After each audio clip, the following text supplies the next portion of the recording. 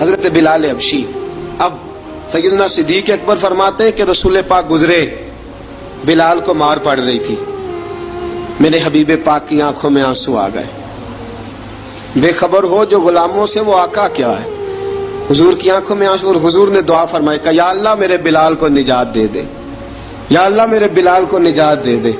رسول پاک یہ کہہ کے گزر گئے. ایک کونے میں، حرم شریف کے کونے میں بیٹھ کے رسول پاک رو رہے ہیں. جناب صدیق اکبر نے کہا حضور کیا ہوا؟ فرمایا ابو بکر سوچ رہا ہوں خدا اگر مجھے پیسے دے تو میں بلال کو خرید لوں، اگر رب پیسے دے تو خرید لوں، سوچ رہا ہوں.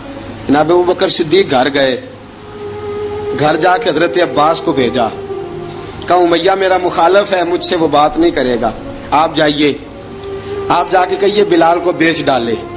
حضرت عباس نے جا کے کہا بلال کو بیچ دو.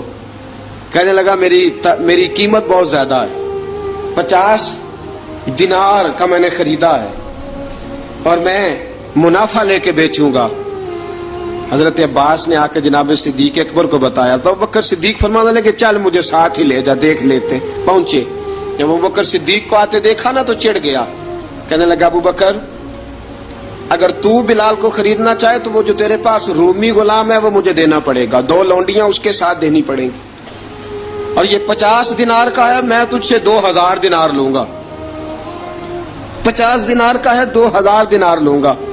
حضرت صدیق اکبر رضی اللہ تعالیٰ عنہ نے فرمایا مجھے منظور ہے، مجھے منظور ہے، منظور ہے مجھے. تو ابو بکر صدیق نے وہ تینوں غیر مسلم غلام لیے، 2000 دینار لیے. حضرت عباس نے بھی کلمہ نہیں پڑھا تھا. کہنے لگے ابو بکر تو کامیاب تاجر ہے، کیا کرنے لگے ہو؟ تو حضرت ابو بکر صدیق کہنے لگے آپ نے بھی کلمہ نہیں پڑھا، آپ کو اس سودے کا پتہ نہیں، آپ ابھی اس لذت آشنائی سے واقف نہیں، آپ نے بھی یہ ذائقہ چکھا نہیں، آپ ابھی اس راہ سے گزرے نہیں، آپ کو پتہ نہیں یہ بھی ایک ذائقہ ہے، یہ بھی ایک سودا ہے، یہ بھی ایک لذت ہے، یہ بھی ایک گہرائی ہے، یہ بھی ایک مزہ ہے، اس کا بھی آپ کو علم نہیں، آپ نے کلمہ نہیں نہ پڑھا.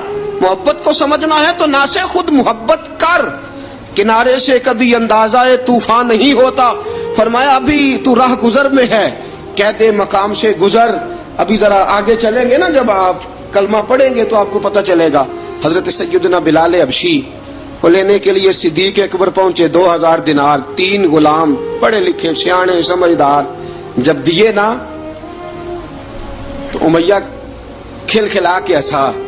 کہنے لگا ابو بکر بڑے گھاٹے کا سودا کیا تو نے، ابو بکر تو نے بڑے گھاٹے کا سودا کیا ہے. یہ پڑھا لکھا مجھے دے کے جا رہا ہے اور یہ ان پڑھ تو لے کے جا رہا ہے، یہ خوبصورت رومی غلام دے کے جا رہا ہے اور یہ حبشی کالے رنگ کا تو لے کے جا رہا ہے، اور 50 دینار کا غلام 2000 دینار میں تو لے کے جا رہا ہے. اتنے گھاٹے کا سودا، اتنی بڑی نادانی. حضرت جناب سیدنا صدیق اکبر رضی اللہ تعالیٰ کہنے لگے امیہ تو کافر ہے، لیکن تو نے ابھی بھی پیسے تھوڑے مانگے ہیں، تو نے بلال کا رنگ دیکھا ہے، میں نے مصطفیٰ کے عشق کا رنگ دیکھا ہے. فرمایا تو ابھی اس کے رنگ میں الجھا ہوا ہے، اور میں جو اس کے باطن کا حسن ہے وہاں تک پہنچ گیا ہوں.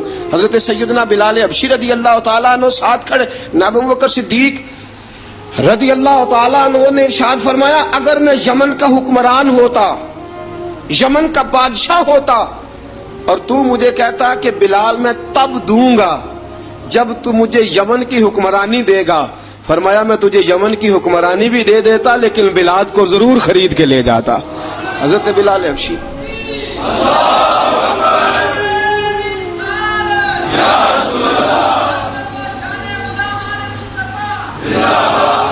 جناب سیدنا بلال حبشی. حضرت سیدنا ابو بکر صدیق فرماتے ہیں جب میں بلال کو لینے گیا تو حال پتہ کیا تھا؟ ادھر دیکھیے گا. فرماتے ہیں کہ ٹانگیں اوپر کر کے نا جس طرح آدمی رکوع میں بیٹھتا ہے اس طرح کر کے نا ٹانگیں، اور سر پھر زمین کو لگا کے اس طرح سجدے میں آپ جاتے ہیں، لیکن بالکل ٹانگوں کے ساتھ سر رکھ کے. فرماتے ہیں 4 بھاری چکیاں ریت پہ حضرت بلال تھے، ان کے اوپر چکیاں رکھی ہوئی تھی، اور فرماتے ہیں حضرت بلال تھوڑی تھوڑی حرکت کرتے تھے تو وہ چکیاں جسم کے ساتھ لگتی تھی نا، پارٹ ان کے. فرماتے ہیں زخم بن گئے تھے، خون نکلتا تھا. فرماتے ہیں میں نے وہاں سے جا کے حضرت بلال کو نکالا، پیسے دیے، لے کے آیا تو جناب بلال کہنے لگے جلدی جلدی چلو حضور کے پاس. ذرا جلدی جلدی چلو، در مصطفیٰ پہ جلدی کرو. تو جناب سیدنا بلال حبشی رضی اللہ تعالیٰ عنہ کے جواب میں حضرت ابوبکر صدیق کہنے لگے بلال جلدی نہ کر، جب میں آیا تھا تو حضور تیرے لیے آنسو بہا رہے تھے. مکران شاہ سیر سپاٹے پہ رہتا تھا. ایک بوڑھی عورت تھی، اس کی ایک گائے تھی. وہ جنگل کے اندر بوڑھی رہتی تھی، گائے اس کی وہاں چرتی رہتی تھی. شام کو وہ گائے گھر لوٹتی، بوڑھی دودھ پی کے سو جاتی. سپاہی اس بوڑھی کے پاس آئے، کہنے لگے تیری گائے بڑی صحت مند ہے، ہمارے ہاتھ بیچ دے. بوڑھی نے کہا میرے بڑھاپے کا سہارا ہے، اس کا دودھ پی کے میں زندہ ہوں، بیچوں گی نہیں. وہی والا کام جو ہمارے ملک میں ہوتا ہے کہ قیمت کے ساتھ زمین دینی ہے کہ مفت دینی ہے. جب بڑے آدمی کو پسند آ جاتی ہے تو کہتے ہیں مول دینی ہے کہ مفت دینی ہے. دینی پڑتی ہے، غریب ہے، کیا کریں، مجبور ہے، مظلوم ہے. کہا بوڑھی عورت سے سپاہیوں نے بیچ دے، کہا نہیں. کہنے لگے نہیں بیچے گی تو ہم لے لیں گے. اس عورت کی گائے زبردستی سپاہی ذبح کر کے کھا گئے. بوڑھی نے بادشاہ تک پہنچنا چاہا لیکن اس کو پہنچنے نہ دیا گیا، منع کر دیا گیا. اس کی رسائی نہ ہو سکی، غریب عورت تھی. جس دن مکران شاہ واپس آ رہے تھے نا، سیر کر کے پل سے گزر رہے تھے، تو کسی نے بوڑھی سے کہا کہ بادشاہ گزرے گا. وہ چھپ کے پل پہ بیٹھ گئی اور مکران شاہ جب پل سے گزرنے لگے تو بوڑھی آگے آئی اور اس کے گھوڑے کی لگام پکڑی. ایسا جملہ کہا کہ